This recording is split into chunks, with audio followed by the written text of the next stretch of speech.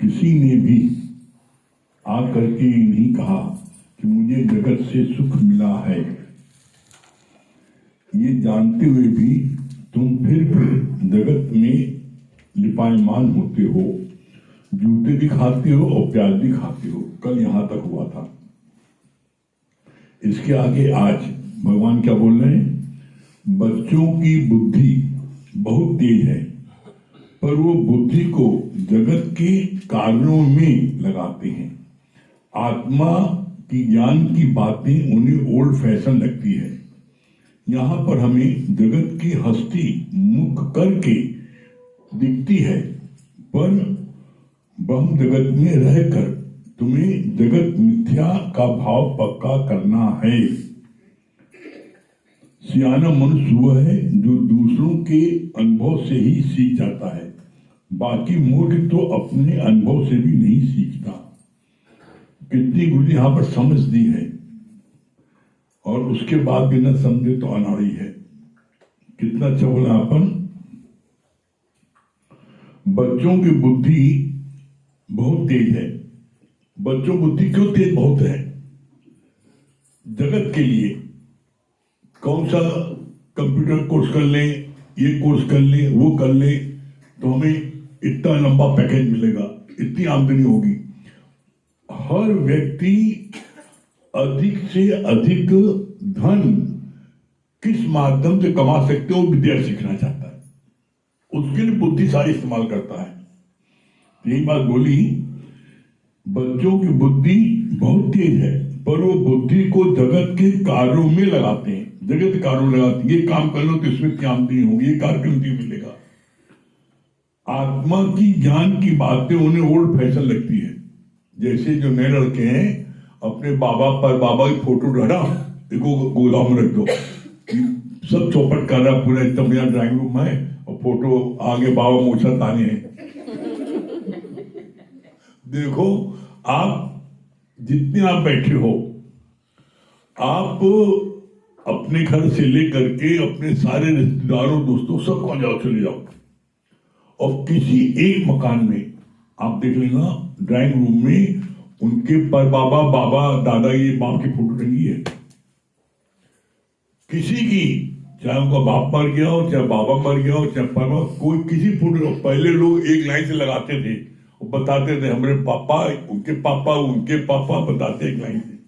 अरे सब गायब। एक घर में आपको नहीं मिलेगी। क्यों? क्योंकि आत्मा की ज्ञान की बातें उन्हें ओल्ड फैशन लगती है। तुम लोग पुराने जमाने के हो, अब नया फैशन है। नया फैशन चीन आगे फटी रहे, पीछे फटी रहे। हम एक बार शुरू में देखा, है बड़ा गरीब है, कहा बात है, कुछ ले लो, तो पागल हो का। आज के लेटेस्ट फैशन है, हमको बड़ी महंगी आती है। ये भी है कि नहीं लगाना चाहिए, ऐसा भी भ्रम है कई जगह है।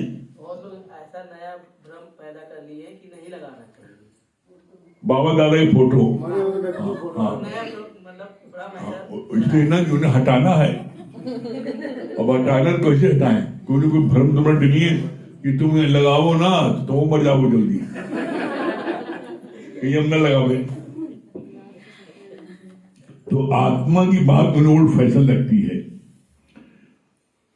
फिर क्या बोला? यहां पर हमें जगत की हस्ती, बहुत इंपॉर्टेंट पॉइंट है ये, यहां पर हमें जगत की हस्ती मुख करके दिखती है।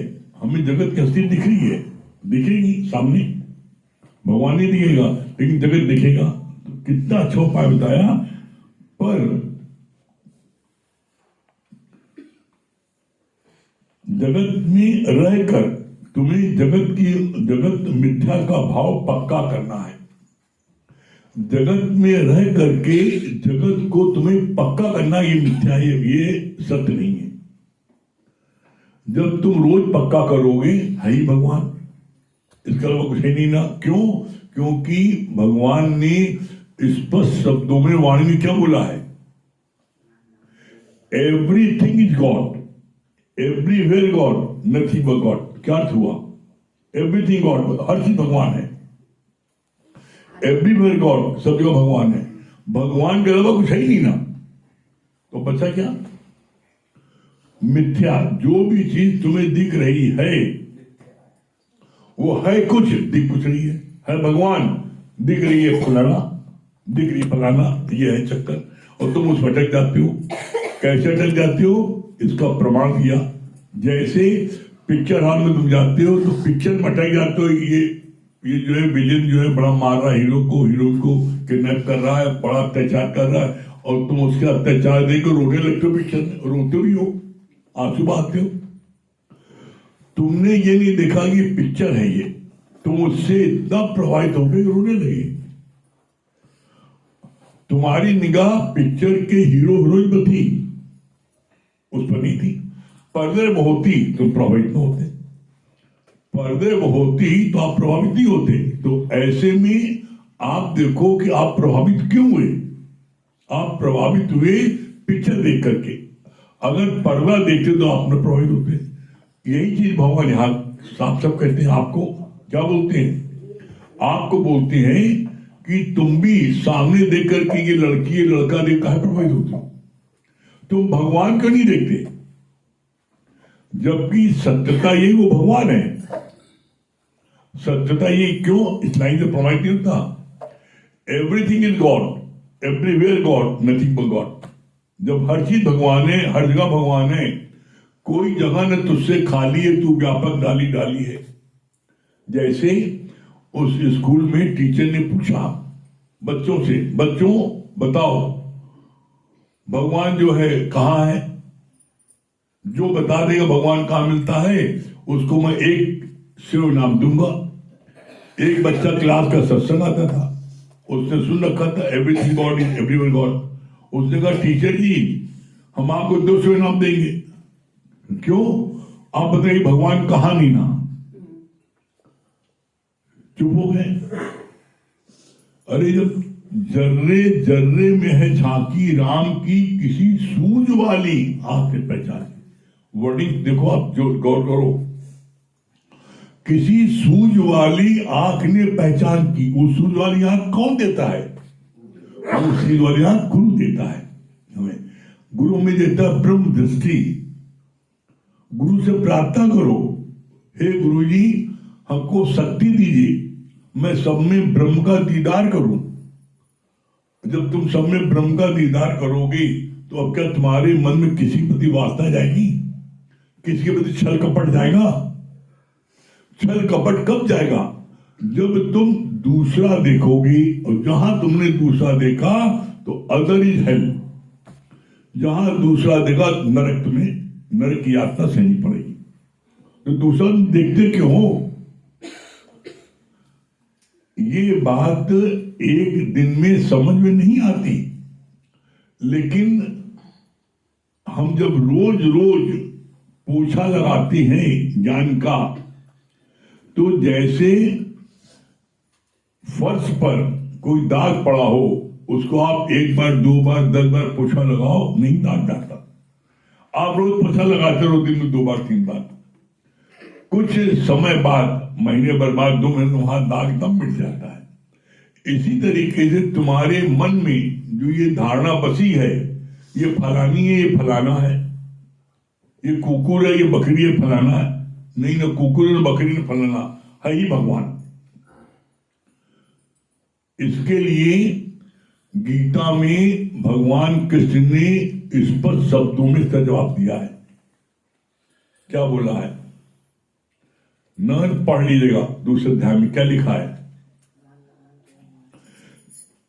मैं अपनी विभूत का वर्णन कहां तक करूं, चींटी से लेके हाथी तक और राई से लेके पहाड़ तक सब कुछ मैं ही बना हूं। मैं अपनी विभूत का वर्णन कहां तक, मैं सब कुछ मैं ही बना हूं, चाहे चींटी हो चाहे हाथी हो। उदाहरण क्यों दिया गया, क्योंकि सबसे छोटा जीव चींटी होता है और सबसे बड़ा जीव हाथी होता है। राई सबसे छोटी होती है, पर्वत सबसे बड़ा होता है। तो राई से पर्वत और चींटी से हाथी, सब कुछ मैं ही बना हूं।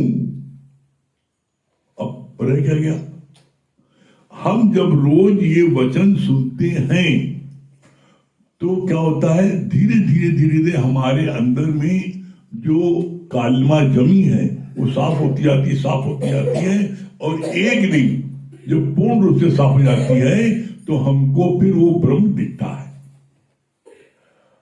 अब इसके लिए पुरुषार्थ क्या करना है? इसके लिए पुरुषार्थ यही करना है, अपने मन की करो सफाई और तभी देगा प्रीतम दिखाई। कुछ नहीं करना है, सिर्फ अपने मन की सफाई करना है। और अपने मन की सफाई कहाँ होगी? दुनिया का कोई प्लेटफॉर्म ले लो आप, दुनिया का कोई स्थान ले लो, कहीं चले जाओ, मन की सफाई नहीं होगी। क्यों नहीं होगी? उसका गुरु जवाब दिया है।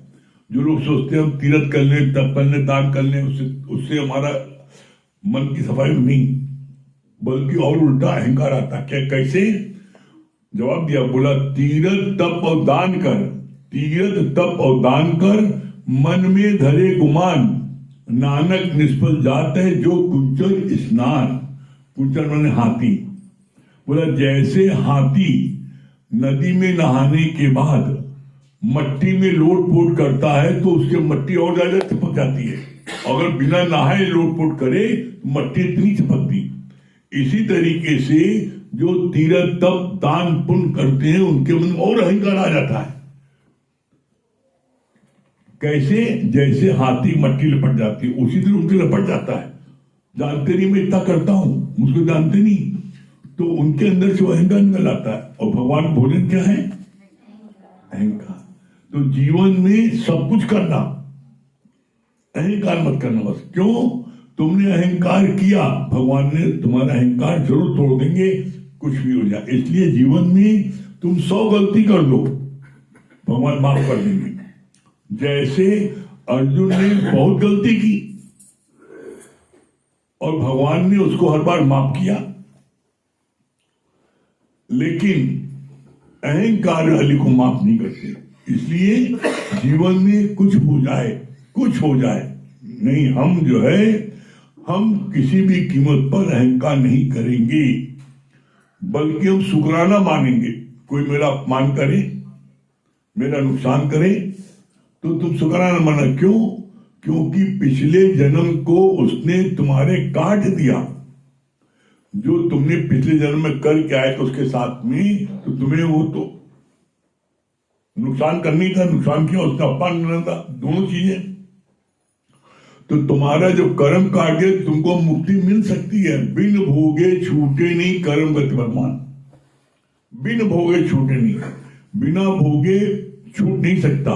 इसलिए कुछ भी हो जाए जीवन में, कोशिश करना कि हम सत्संग में आए। बस सत्संग में आने पर ही मेरे सारे संशय भ्रम दुनिया के दूर हो जाते हैं और हम परम आनंद की प्राप्त करते हैं। आज ही हमको किसी ने बोला कि पूजा पाठ करते हैं बड़ी शांति मिलती है, आपको सत्संग बैठते हैं तभी बड़ी शांति मिलती है। हम कहा आपने एकदम सही कहा, आप ईमानदारी से बता देना। बोलिए, हम कहा ये बताओ, मॉनिटरी वॉच करना, तुम पूजा पाठ करा, व्रत रखा, दान किया, पुण्य किया, सब कुछ, तुम्हें शांति मिली, लेकिन जब मंदिर से तुम उठते हो तो तुरंत तुम्हारा मन अशांत हो जाता है। मंदिर से उठते हो तो तुम्हारा मन तुरंत अशांत हो जाता है, लेकिन सत्संग जब आते हो तो सत्संग में आने के बाद भी तुम्हारी शांति बनी रहती है। यहां परमानेंट शांति मिलती है। दूसरे इस गीता ज्ञान को, ब्रह्म ज्ञान को लेने पर सबसे बड़ा फायदा क्या है? जीवन में कितनी भी कोई विपरीत परिस्थिति आ जाए, कितना भी कोई नुकसान हो जाए, कितना भी अपमान हो जाए, कितना भी कुछ हो जाए, उसके बावजूद वो चीज आपको असर नहीं करती, आप उससे प्रभावित नहीं होते। कैसे नहीं प्रभावित होते?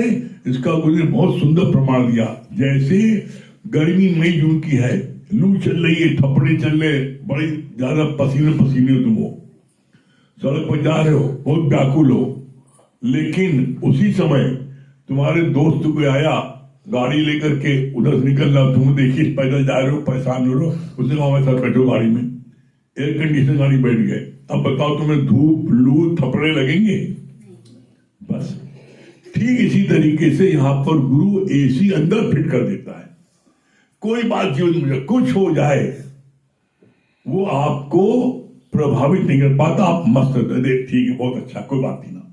आज आप जितने बैठे हो, कोई एक व्यक्ति आपसे पूछता है, कभी सत्संग में आने के पहले पूछता था क्या हाल है, तो आप कैसे खवाते हो, कहा मर रहे हैं, जी रहे हो, दिखाई नहीं पड़ रहा है, आवाज क्या बोलते हो, बहुत बढ़िया है, अरे कोई तबीयत बहुत बढ़िया, बहुत अच्छा कर रहा है।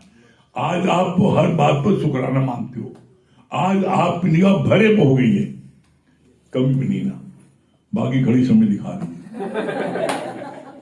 अब सत्संग 10 दिन तक हो गया है, ठीक है, आज भी सब लोग बहुत समय पे हैं? हाँ नहीं तो 10 बजे ठीक समाप्त, बधाई 5 बजे से आ गए।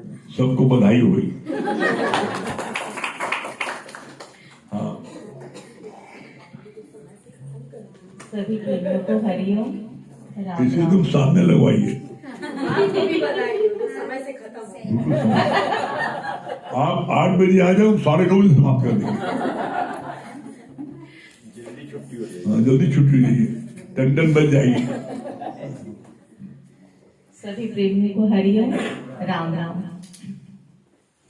गुरु शरण में आई, सिर को झुकाई, करके हृदय से वंदना, भावमुक्ति पाई। गुरु शरण में आई, सिर को झुकाई, करके हृदय से वंदना, भावमुक्ति पाई।